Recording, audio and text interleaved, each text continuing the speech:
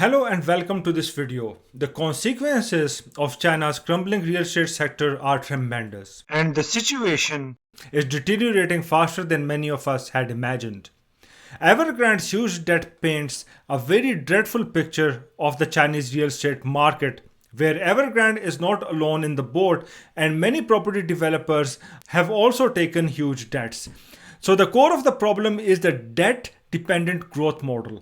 And this is now becoming a huge pain for the Chinese Communist Party. Since Evergrande was portrayed as a symbol of country's efficient economic urbanization. But under the surface, the actual reality is that Evergrande's very existence is in perfect alignment with China's highly debt dependent growth model. And Evergrande is merely a mushroom rooted in the soil of this mindset.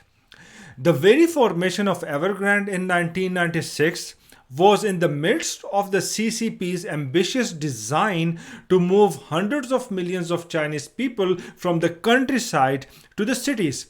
And that created a so-called very strong Chinese real estate sector that was destined to annihilate in the sea of debt where this whale lives and thrives. And as the events unfold and we get new updates and new data, I believe that things will only get worse since things have reached a point of no return already. And I can sense that its effects will ripple through other avenues of Chinese economy as well, with far-reaching disastrous consequences. In this video, I will break down the important news and data so that we can understand how can it potentially affect us and what does it mean for the markets. So without wasting any of your time, I will go straight into the news, events and data. For those of you who are new to this channel, I am Dr. Subayil Khan from Subayil.com, and on this channel, my goal is to help you in making your money work harder, smarter and in long term. So despite making the bond coupon payment, my concerns have not subsided by even an inch, and the problem is light years away from being over. It has surely bought Evergrande some time, but even if we forget about the long-term liabilities, even the short-term liabilities are a problem, since there are more dollar bond coupon payments due next week, which is another 45 million US dollars that they missed, just like this current bond payment of 84 million US dollars, which was actually due on the 23rd of September. So if they had not paid it, they would have officially defaulted. But this 84 million US dollars of payment is just a small bolt in the Eiffel Tower of debt that Evergrande is carrying over its shoulders. In other words, it is a fraction of the 300 billion US dollars of their liabilities. Therefore, in my opinion, Evergrande is destined to default and things have reached a point of no return. No, this definitely has consequences for the local governments in China, since China's land market meltdown is affecting the 1 trillion US dollars revenue resource for the local governments, which further slows down the economy. Here is the aftermath of the current events. About 27% of land parcels offered by local governments went unsold in September as no developer submitted bids, and it is the highest rate since at least 2018 according to data compiled by China Real Estate Information Corp, which tracks auctions across 128 cities, and the proceeds from the land auctions across the country plunged 18% in August from an year earlier, and it is the biggest decline in almost 3 years. Also looking at this graph, which shows the percentage of land plots offered by local governments in China that went unsold, it is obvious that the developers are shunning the land auctions by Chinese governments.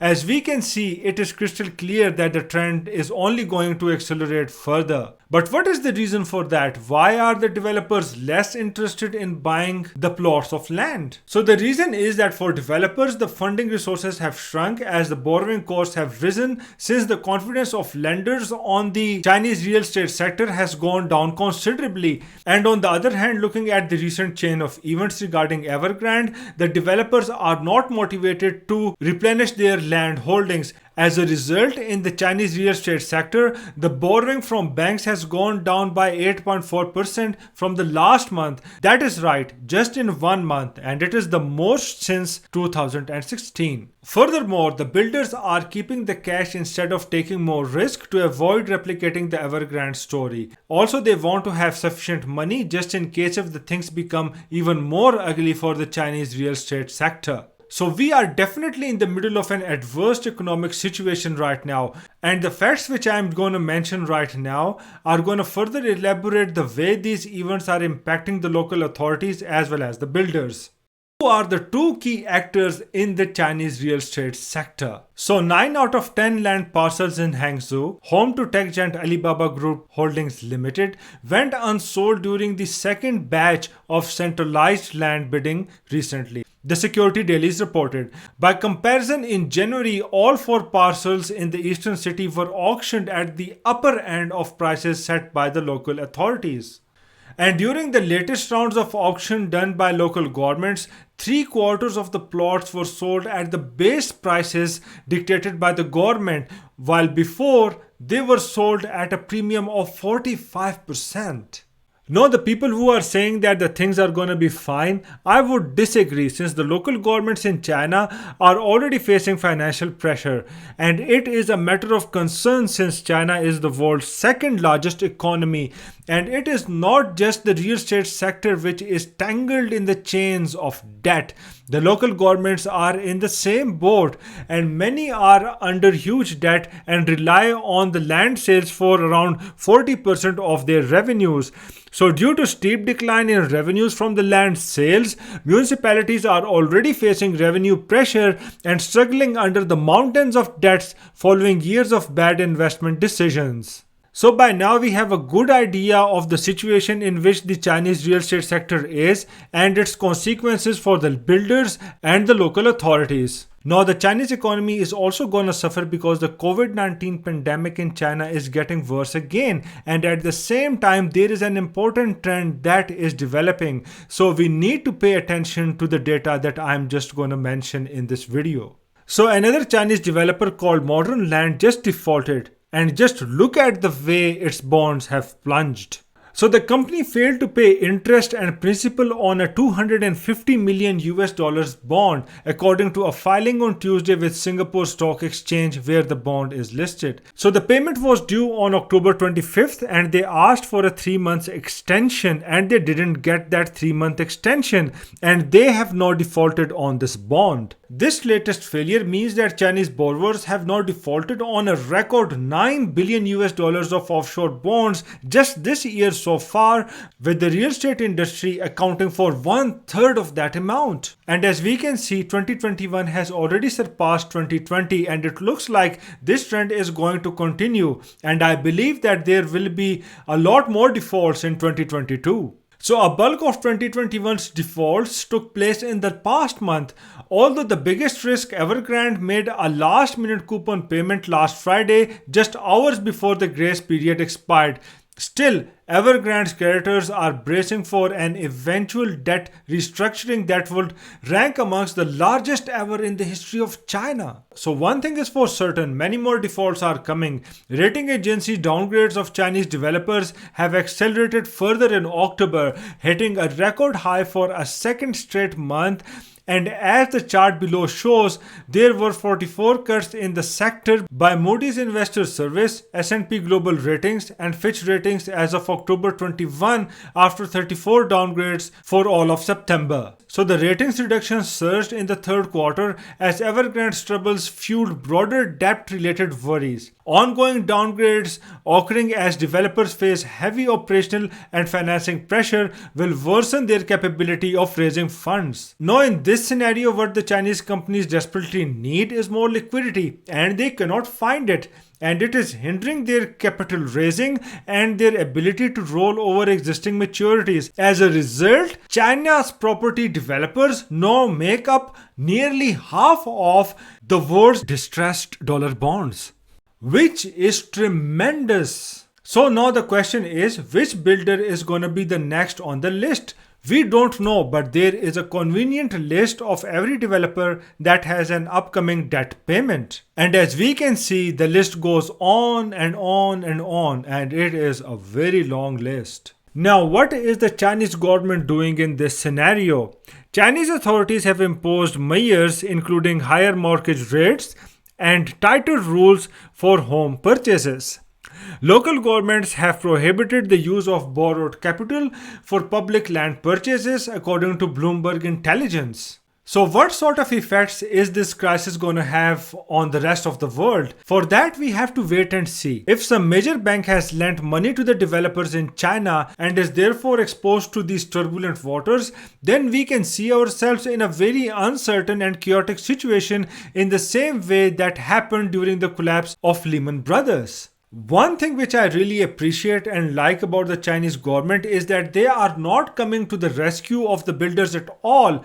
The Western media always tells us depressing stories about the Chinese government, but as a matter of fact, in UK the bailout of banks costed taxpayers 1.5 trillion Great British pounds back in 2009.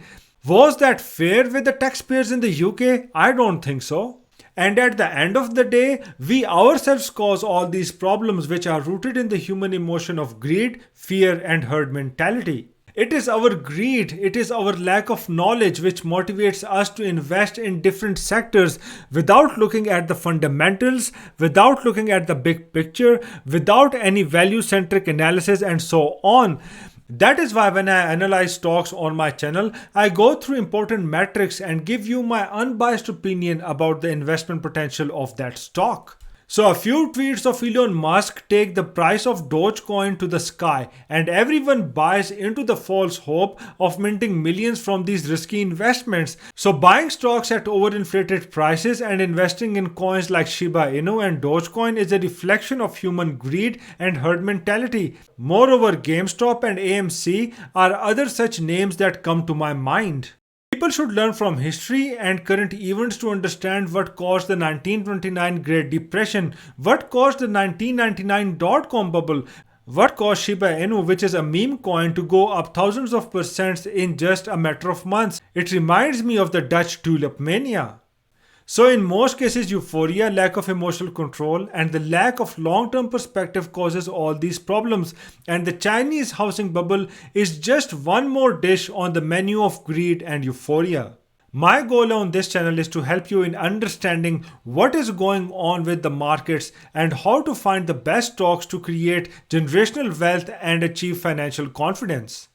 Just in case if you haven't done so already, don't forget to check out my videos on two great stocks that I analyzed recently that I believe have a long-term potential as a value investment. For those of you who are new to this channel, my aim is to help you in making your money work harder, smarter, and in long term.